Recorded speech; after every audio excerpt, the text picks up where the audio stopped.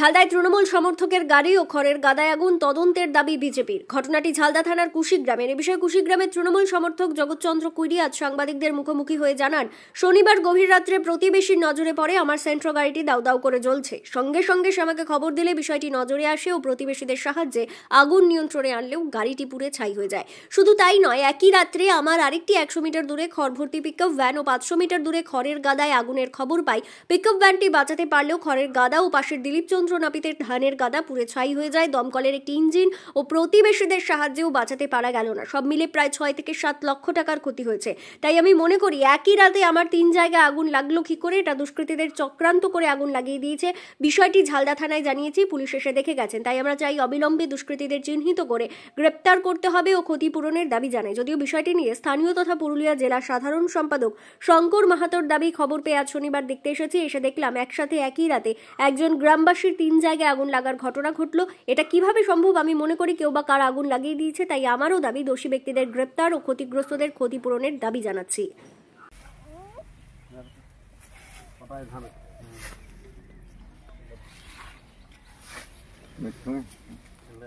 এখানে পুরো আগুন জ্বলছিল গাড়িতে। আমরা সবাই গুলশনে আসলাম, দেখলাম এখানে গ্রামবাসীটাই পুরো উচ্ছেদ হওয়ার মতন হয়েছিল।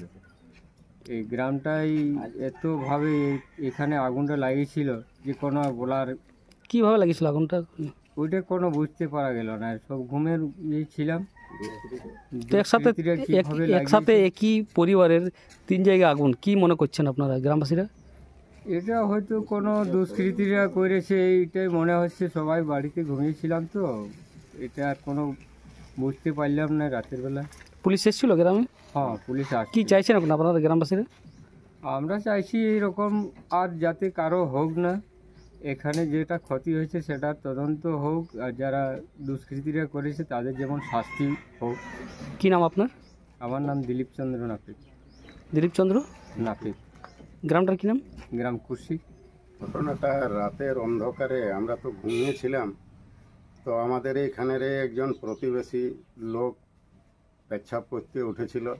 সেই সময় ও ফটফট করে আওয়াজ করছে, তারপরে গাড়িটা দাও দাও করে জ্বলছে। সেই দেখে নিয়ে চিৎকার করে আমাদেরকে ডাকলো। আমরা উঠে দেখছি এটা দাও দাও করে জ্বলছে। তারপরে আমাদের প্রতিবেশী গ্রামের লোকজনকে আওয়াজ দিয়ে হাঁকালাম, তারপরে বালতিতে জল তুলে নিয়ে আসে। একদম পুরো খাটছায় হওয়ার পর আগুন আয়ত্তে আসে। তারপরে সামনে আর একটা 100 মিটার দূরে একটা গাড়ি ছিল, খেড়ের গাড়ি, সেখানেও লাগাইছিল। তারপরে 500 মিটার দূরে গাঁয়ের মুড়াতে ওখানে ছিল খেড়ের গাদা।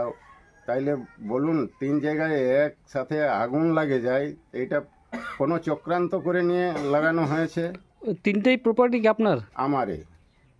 আর একজন আমার খেড়ের গাদার সামনে ধানের চাকি ছিল, ওটাতেও লেগেছে, ওনারও ক্ষতি হয়েছে।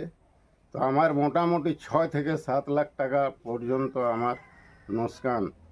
তো আমি থানাতে দ্বারস্থ হয়েছি, ইনকোয়ারি করে যাতে দোষীদেরকে ধরার চেষ্টা করে এবং আমার ক্ষয়ক্ষতির কিছু ব্যবস্থা করে দিলে আমি উপকৃত হব। আগুনটা কিভাবে লেগেছে জানা গেছে? আগুনটা কি করে জানবো ঘুমার রাতে, ওটা তো বলতে পারবো না। তবে এটা কোনো চলতি গাড়ি নয়, এটা যে শর্ট সার্কিট হয়। যদি শর্ট সার্কিট চলন্ত গাড়ি নয় আগুন লাগে, আর এটা দাঁড় করার মধ্যে এটা তো আপাআপি লাগবে না। কোনো দুষ্কৃতীরা এইসব ঘটনা ঘটাইছে। আপনি কি কোনো রাজনৈতিক দলের সাথে যুক্ত? তেমন কোনো যুক্ত নয়, আমি ভোটার হিসাবে থাকি তৃণমূলে। তৃণমূল সমর্থক নাকি? হ্যাঁ। কি চাইছেন এখন আপনারা? আমার তদন্ত করে নিয়ে দোষীকে মানে শাস্তি দেওয়ার ব্যবস্থা করা হোক, এবং আমার ক্ষয়ক্ষতি যদি পাই সরকার থেকে তাহলে উপকৃত হব। ফায়ার ব্রিগেড আসছিল গাড়ি? হ্যাঁ, আসছিল। কি নাম আপনার? আমার নাম জগৎচন্দ্র কুইরি। কোন গ্রাম এটা? কুশিগ্রাম। সকালে জানতে পারলাম যে এরকম ঘটনা গ্রামে ঘটেছে। আমাদের এই গ্রামের বাসিন্দা জগৎ কুইরি এবং সামনে দিলীপ নাপিতের খড়ের গাদায়। তো 3 জায়গায় একই ব্যক্তির 3 জায়গায় একই সাথে আগুন লাগানো হয়েছে। এটা লাগানোই হয়েছে, হঠাৎ এরকম লাগতে পারে নাই। সেটা কোনো দুষ্কৃতি চক্রান্ত আছে। আর যেটা দেখলাম আমি, প্রায় একটা আপনার অল্টো গাড়ি ছিল, সেটা একদম ভস্মীভূত হয়ে গেছে আগুনে। সামনে ছেলেটা, এই জগৎপুরের ছেলেটা এই খড়ের ব্যবসা করতো, রাঁচি নিয়ে যেত মাল খড়।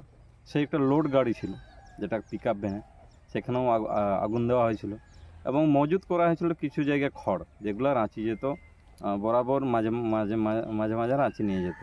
সেই পুরো দেখতে পাচ্ছেন খড়, প্রায় আপনার 30-40 হাজার খড়, সেটাও আগুনে একদম শেষ হয়ে গেছে। সামনে দিলীপ নাপিতের ধানের ছিল, ধান ছিল, চাকি যেটা বলা যায়, সেইখানেও আগুন লাগানো হয়েছে।